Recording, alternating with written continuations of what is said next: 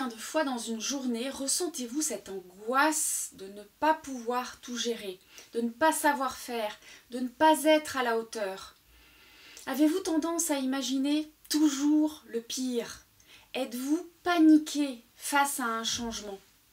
Comment se manifeste le stress pour vous? Comme un poids sur vos épaules, comme une pression, comme une ébullition intérieure, comme un étau qui vous comprime ou un bourdonnement qui vous étourdit? Si vous vivez ce stress régulièrement, au bureau ou à la maison, quelque chose me dit que vous aimeriez sûrement apprendre à doubler votre sérénité pour vous sentir plus détendu.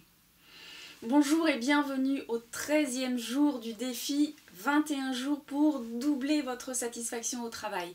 Je suis Cécile Tardy, coach et fondatrice de la mission Burnout Killer, spécialement conçue pour vous redonner le goût du travail heureux.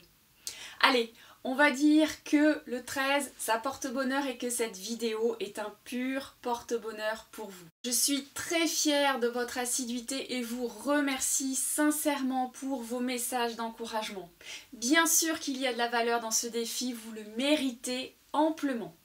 Pour doubler votre calme, voyons d'abord comment ça se passe et ensuite comment vous allez dépasser votre stress. D'abord, votre vécu du stress. Le stress, c'est comme porter un parpaing mental. On peut le porter quelques minutes sans être fatigué. Un vrai parpaing, ça pèse environ 12 kg. Mais si on le porte pendant 1 heure, on est fatigué. Et si c'est pendant une journée, on est mal. Et si ça continue sur plusieurs jours, ça peut littéralement nous tuer. Plus votre stress est fort et long, plus ça coûte à votre santé et à votre performance. Alors comment savoir si votre stress est trop fort? La barre au front qui ne vous quitte plus, les intestins en pagaille, des ballonnements, un sommeil qui ne vous repose plus, des crises de panique, une alimentation compulsive et cette impression peut-être aussi de vie qui pèse, la sensation de perdre votre temps ou un découragement général. Ce n'est plus juste quelques moments dans une semaine ou dans une journée, c'est tous les jours que vous sentez, que vous glissez, que vous n'arrivez plus à remonter. Un peu comme si vous tombiez dans un escalier, mais que vous n'arriviez plus à remonter sur la marche juste au-dessus. Alors le terme générique de stress recouvre en fait 2 catégories de réactions. D'une part, on va dire des réactions normales, adaptatives, et puis d'autre part des réactions de stress dépassées, qui sont inadéquates, qui sont inadaptées. Le distress, le mauvais stress, ça désigne en fait les stimuli qui sont nocifs, qui vous affaiblissent, qui diminuent votre confiance en vous et en vos capacités. Alors que le stress, EU, du préfixe grec sain, se manifeste en fait lorsque vous dépassez vos limites, lorsque vous sortez courir 1 heure sous une pluie battante, lorsque vous prenez des risques en dehors de votre zone de confort, il n'y a aucun progrès sans stress.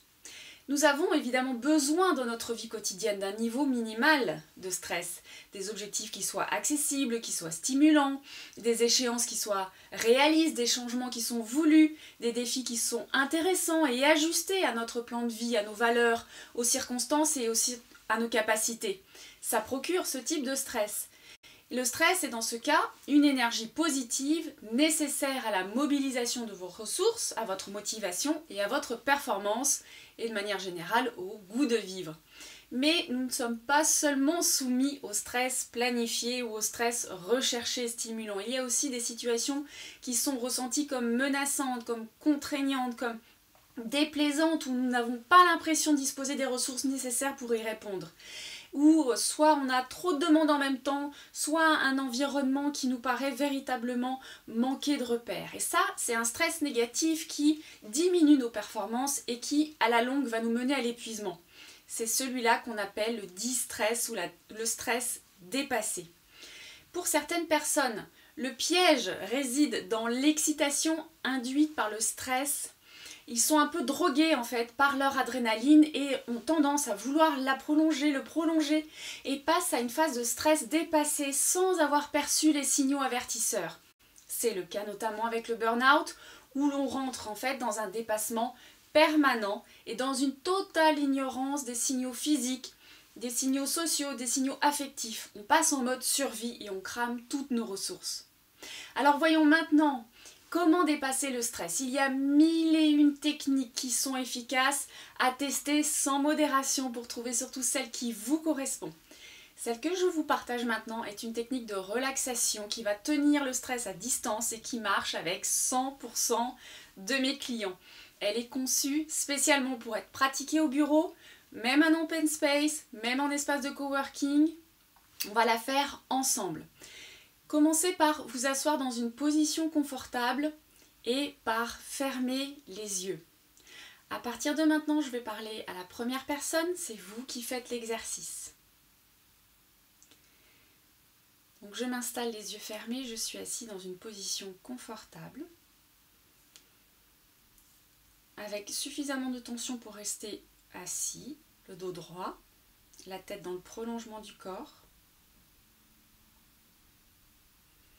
et suffisamment de détente pour pouvoir relâcher mes muscles.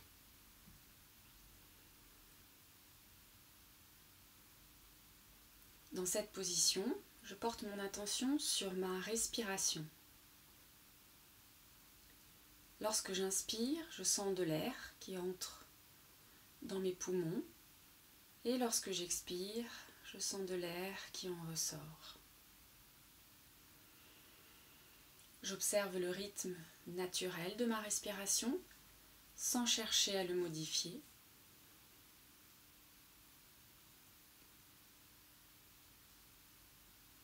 J'inspire, je sens de l'air frais qui entre dans mon nez par mes narines. Et lorsque j'expire, je sens que l'air est un peu plus chaud lorsqu'il ressort de mes narines. Mon attention est toujours sur ma respiration, sur l'air frais qui entre dans mon nez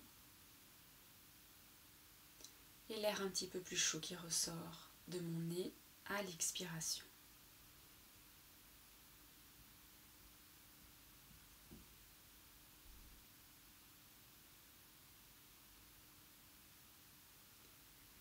Et pour apporter maintenant plus d'air à mon corps, plus d'oxygène à mes cellules, je relâche ma sangle abdominale et à l'inspiration, je gonfle volontairement mon ventre, comme si mon ventre se gonflait d'air. J'inspire, mon ventre se gonfle d'air et j'expire, mon ventre se dégonfle, reprend sa place naturelle. J'inspire, mon ventre se gonfle d'air et j'expire, mon ventre se dégonfle, reprend sa position naturelle. Je continue à mon rythme en sentant l'air qui entre dans mon nez, qui circule dans ma poitrine et jusqu'à mon ventre, qui se gonfle d'air à l'inspire et l'air qui passe par le chemin inverse à l'expire.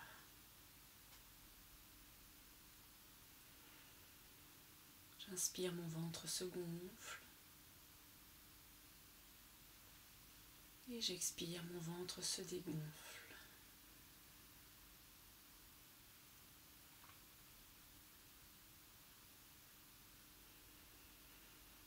Avec cette respiration ventrale, j'amplifie ma respiration.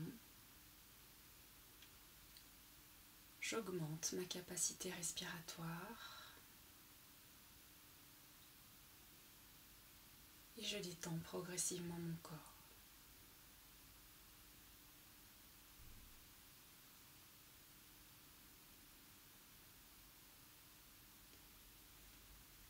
Et puis lorsque j'en ai envie, je peux prendre une respiration un petit peu plus vive,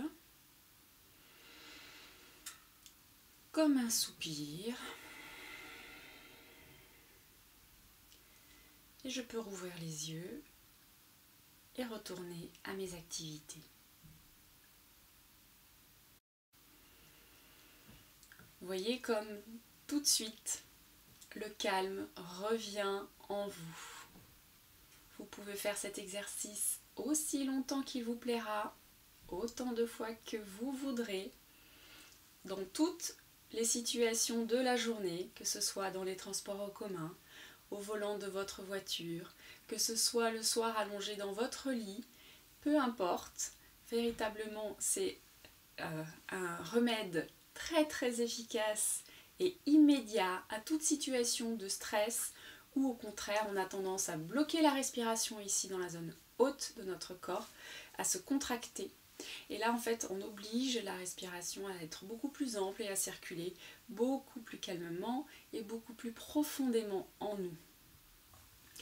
Alors j'ai hâte de lire votre expérience et de savoir ce que cet exercice vous a procuré et comment vous allez maintenant le pratiquer. Vous pouvez, si c'est plus pratique, vous mettre aussi des petites alertes et vous dire tiens, toutes les heures, je vais pratiquer 3 minutes de respiration ventrale et vous verrez que progressivement, vous allez pouvoir davantage repérer votre stress et puis mettre en œuvre cet exercice à chaque fois que vous vous sentez effectivement bouillonné, tendu.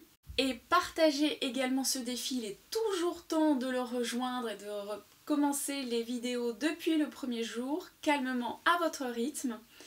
Je vous retrouve demain, merci pour votre attention et d'ici à notre prochaine connexion, be ok, soyez bien avec vous, bien ici et bien maintenant.